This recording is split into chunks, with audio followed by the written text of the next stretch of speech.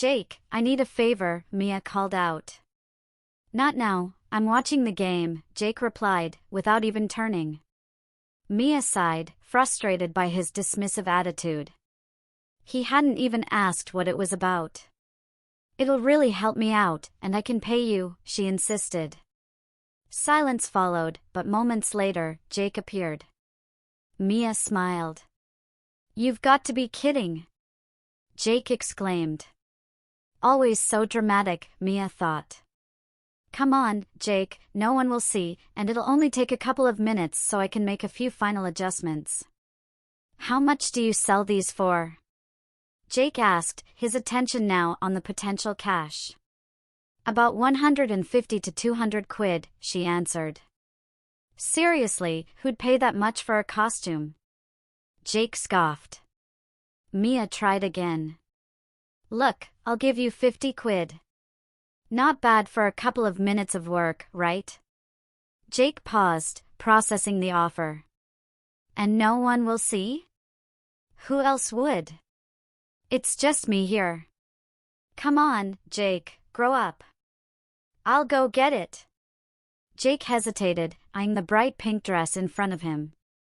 It was a ridiculous number of ruffles, lace, and Barbie designs splattered all over it.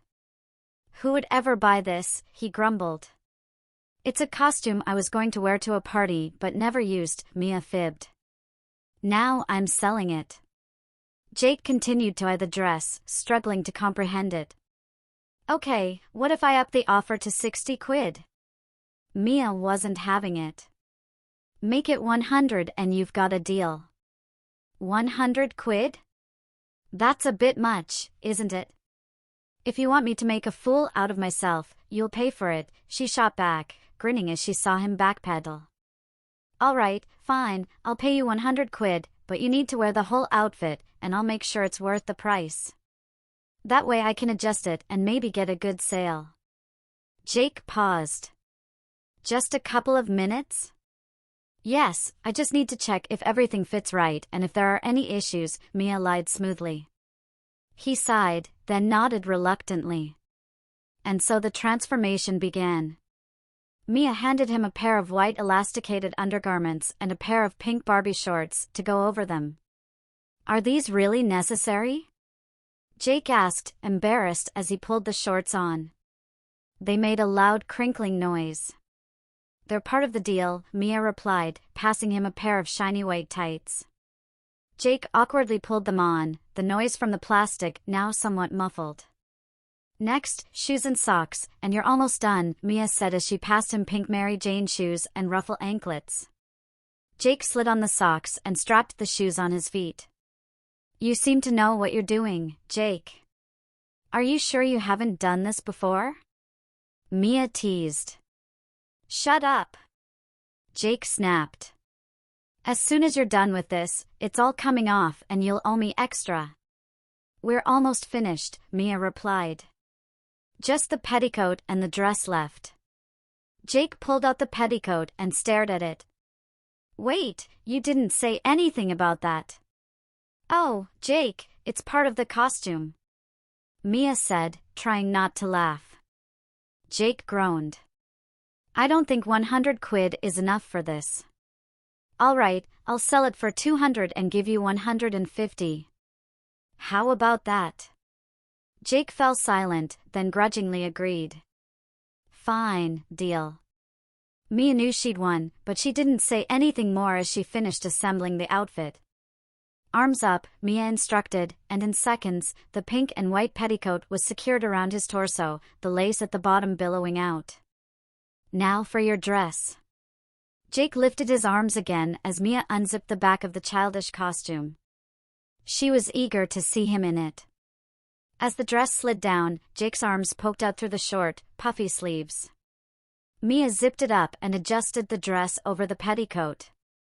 Jake remained silent, his attitude deflated by the absurdity of the costume. The reins came last. Mia held them up, a series of white leather straps and buckles. Jake instinctively extended his arms, which amused Mia privately.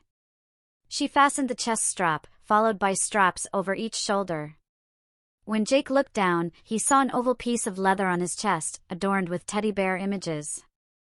"Almost done," Mia said as she fiddled with the buckles. "They're tight enough, thanks," Jake muttered, sarcastically. "I wasn't tightening them, I was adding the padlocks," she replied. "Padlocks?" Jake shouted. "Yeah, it's part of the reins. Keeps them from coming off by accident. Don't worry, I've got the keys." Mia waved his concerns away. "Now, let's check how the outfit looks, and then you can take it off." Mia tried not to laugh. Jake looked ridiculous in the childish outfit, like a parody of a 6-year-old girl playing dress-up. She composed herself, trying to make him feel at ease. "Okay, walk up and down the hallway for me, I need to see how it looks," she asked. Jake began walking, the noise of the plastic pants reminding him of their presence. It's hard to tell in this light. Come outside and walk down the path, I need to see it in the daylight." "No way!" Jake protested. "Someone will see me." "Who's going to see you, Jake?" "You'll be outside for 10 seconds, then we're done, and you'll have 150 quid. Mia was becoming impatient. Jake followed her to the door and peered outside. There's no one around. "Come on, just walk to the gate and back," she urged. Jake stepped outside, looking around nervously. He quickly ran to the gate and back. "Okay, done," he said. "Hold on, I didn't get a proper look. I asked you to walk, not run. Do it again, and this time walk." Jake turned around and walked slowly to the gate. Mia smirked as the dress bounced with each step. Jake began to play along, perhaps trying to convince himself he was okay with the situation. "Do I make a pretty Barbie girl, then, Mia?" he asked, attempting a joke. "You certainly do," Mia smirked, pulling the door shut behind her. It slammed with a definitive thud.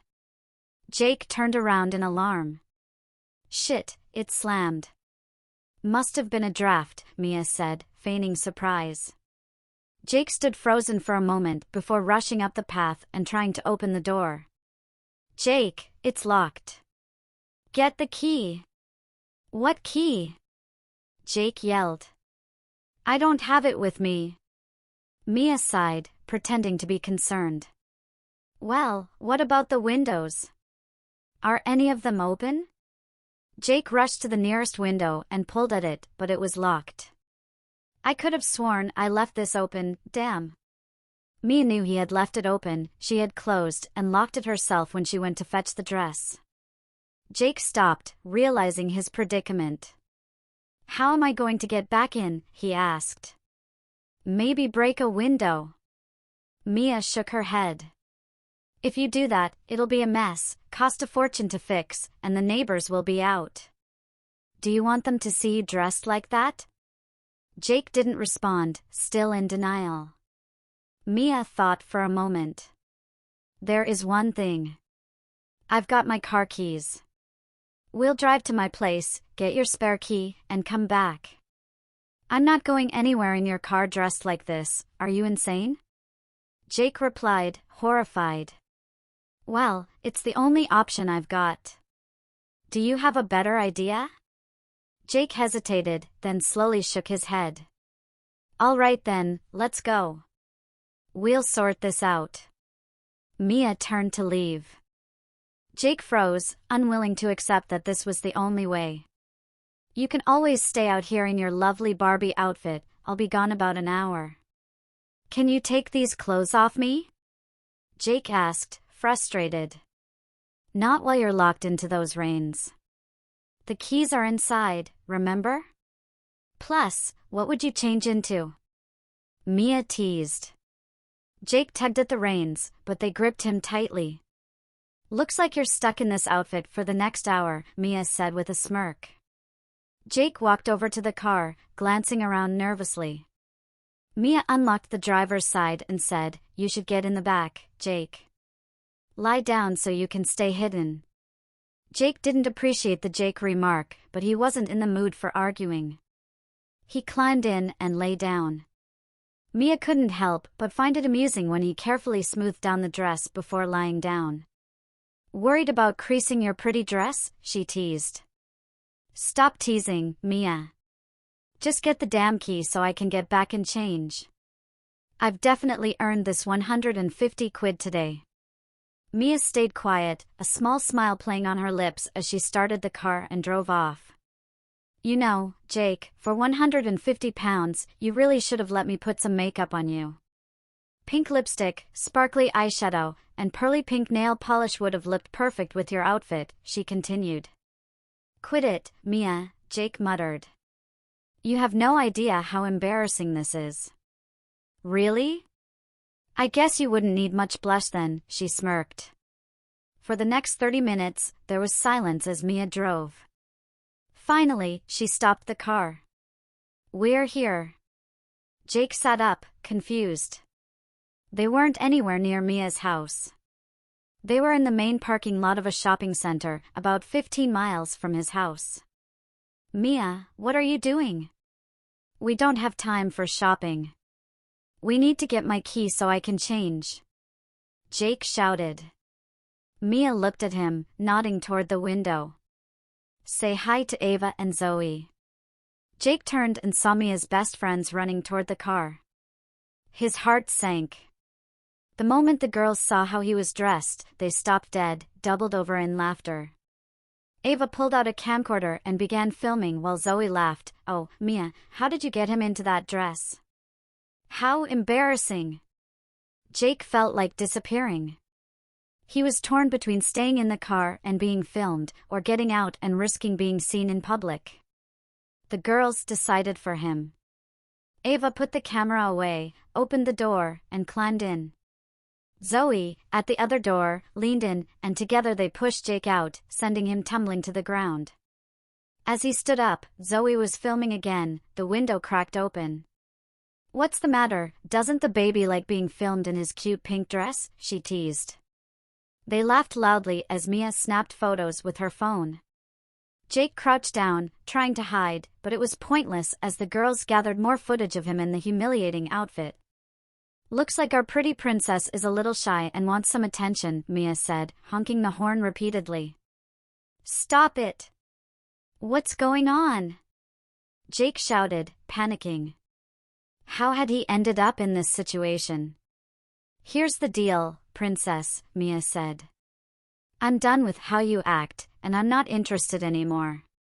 You need to grow up, so I thought this would make my point." "But Mia, please, what are you doing?" Jake begged, his hands pressed together as if praying. The girls in the back laughed louder. "Well, Jake, you're about 15 miles from your house, and I'm not taking you back. You don't have any money, so you'd better start walking. It should take you about 4 to 5 hours." Jake couldn't respond, his mind racing. Mia continued, "It's Saturday afternoon, so there are plenty of people around. I'm sure you'll get lots of attention walking through the shopping center and streets, especially with those plastic pants making all that noise. You look absolutely ridiculous." Jake turned pale, realizing the full extent of his humiliation. "What about the front door, the key?" "Oh, that's your problem now, Barbie. Guess you'll have to smash a window after all." Zoe stopped filming and grinned. "Ooh, maybe we can call the police and tell them there's a weirdo walking around in a pink Barbie outfit, threatening to break windows? What do you think, Barbie? Shall we make an anonymous tip, or are you going to walk like a good little girl?" Jake slowly stood up, aimlessly walking back toward his house. The girls resumed filming, following in the car. "This is going to be the best girlfriend dumps boyfriend video ever. It's going straight to YouTube, and you'll be the star at school next week. That is, if you don't run into any of your friends on the way back. What are you going to tell them?"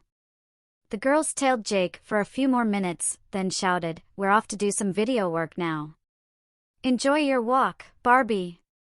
They honked the horn and drove off, leaving Jake with no choice but to walk through the busy streets in his embarrassing outfit for the next few hours.